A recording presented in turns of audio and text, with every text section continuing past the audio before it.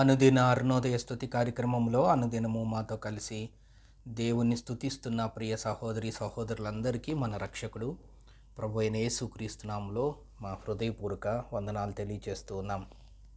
నేటి ఉదయకాలమందు మన స్తుతి అంశం పనివారు కొదువుగా ఉన్నారు, వారి గురించి ప్రార్థన చేయమని దేవుడిచ్చిన ఆజ్ఞను గురించి జ్ఞాపకం చేసుకొని దేవుణ్ణి స్తుతిద్దాం. మత్తయి సువార్త 9వ అధ్యాయం 38వ వచనాన్ని చదువుకుందాం. కోత విస్తారమే కానీ పనివారు కొద్దిగా ఉన్నారు గనుక తన కోతకు పనివారిని పంపుమని కోత యజమాని వేడుకొనుడని తన శిష్యులతో చెప్పెను.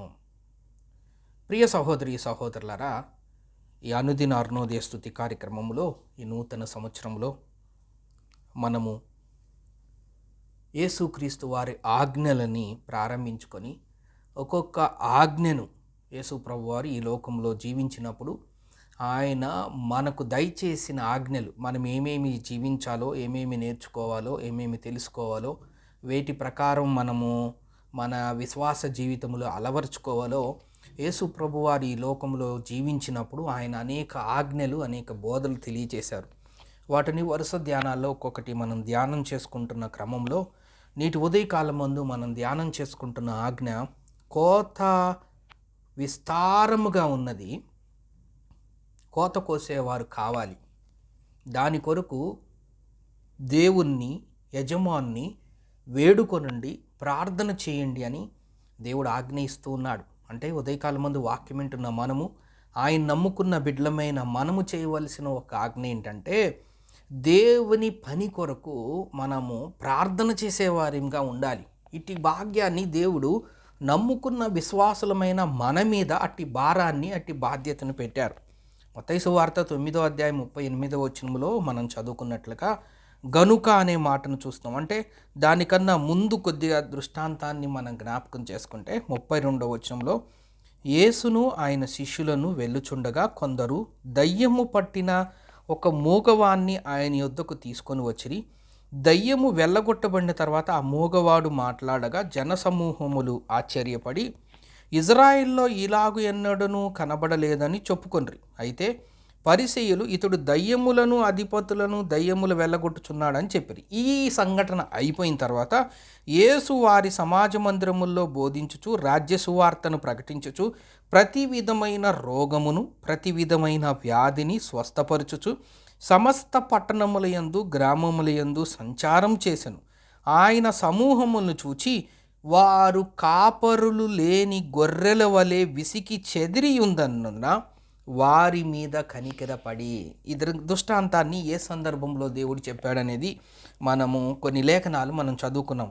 ఆయన సమూహమును చూచి, ఆయన ఎట్టి పరిస్థితుల్లో ఈ వాక్యాన్ని చూశాడంటే ఆయన సమూహమును చూచి కాపరులు లేని గొర్రెల వలె విసికి చెదిరి ఉన్నందున వారి మీద కనికరపడి కోత విస్తారమే కానీ పనివారు కొదువుగా ఉన్నారు. కోత మాత్రం కోయాల్సింది చాలా ఉంది. ఇక్కడ కోత అనగా దేవుని సువార్తను ప్రకటించటం.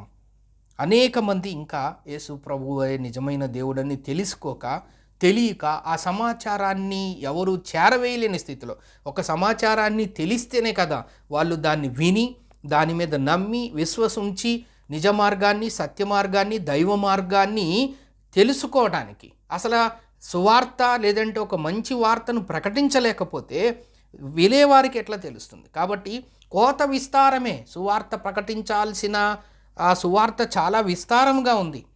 యేసు ప్రభు అంటే తెలియని వాళ్ళు, ఒక్కసారి కూడా యేసు ప్రభు గురించి వినని వారు అనేక మందిగా విస్తారంగా ఉన్నారు. కాబట్టి వాళ్ళ దగ్గరికి దేవుని సువార్త వెళ్ళవలసిన అవసరత ఎంతైనా ఉంది.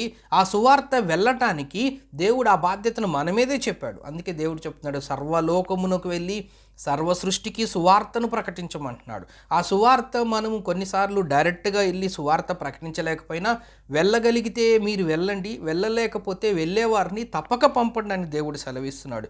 తన కోత, సువార్త అనే కోత విస్తారంగా ఉంది, కానీ కోసేవారు తక్కువగా ఉన్నందున, సువార్త ప్రకటించేవారు తక్కువగా ఉన్నందున ఆ కోసేవారి కోసం తన కోత పనివారిని పంపుమని కోత యజమాన్ని వేడుకోండి అని తన శిష్యులతో చెప్పాను. కాబట్టి మనందరం దేవుడు మనకిచ్చిన ఒక ఆజ్ఞ, దేవుడు మనకిచ్చిన ఒక బాధ్యత ఏంటంటే మనం ప్రార్థన చేయాలి. అట్టి భాగ్యాన్ని ఉదయకాలమందు మనం జ్ఞాపకం చేసుకునే గొప్ప అదృష్టాన్ని దేవుడు మనకు దయచేశాడు. దేవునితో ప్రార్థన అంటే దేవునితో మాట్లాడటమే, దేవునితో సహవాసం చేయటమే, దేవునితో సంభాషించటమే. దేవుని ఒక స్నేహితునితో మాట్లాడినట్లుగా, ఒక కష్టం వస్తే తల్లిదండ్రులు, శ్రేయోభిలాషుని స్నేహితులతో మాట్లాడినట్టుగా దేవునితో మాట్లాడటమే ఒక గొప్ప భాగ్యం. దేవుడు చెప్తున్నాడు, వేడుకొనండి. యజమానుడు అనగా ఇక్కడ దేవాతి దేవుడిగా మనం చూస్తూ ఉన్నాం. దేవుణ్ణి వేడుకొనండి.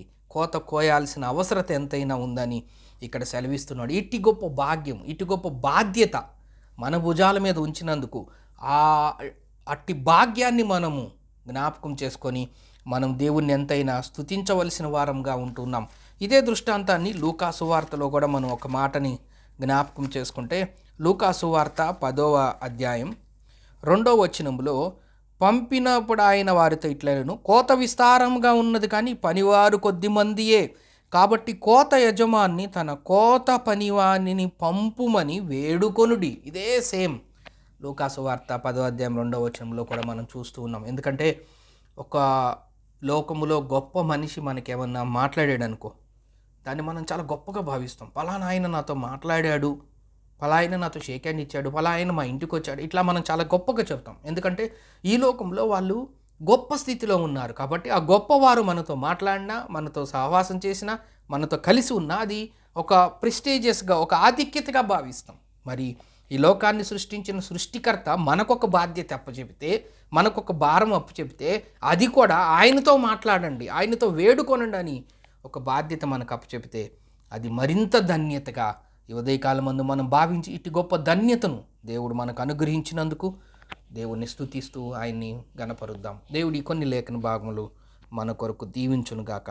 ప్రార్థన చేసుకుందాం. ప్రేమగల తండ్రి, నమ్మకమైన మా దేవ, మీకు స్తోత్రములు, వందనములైనా.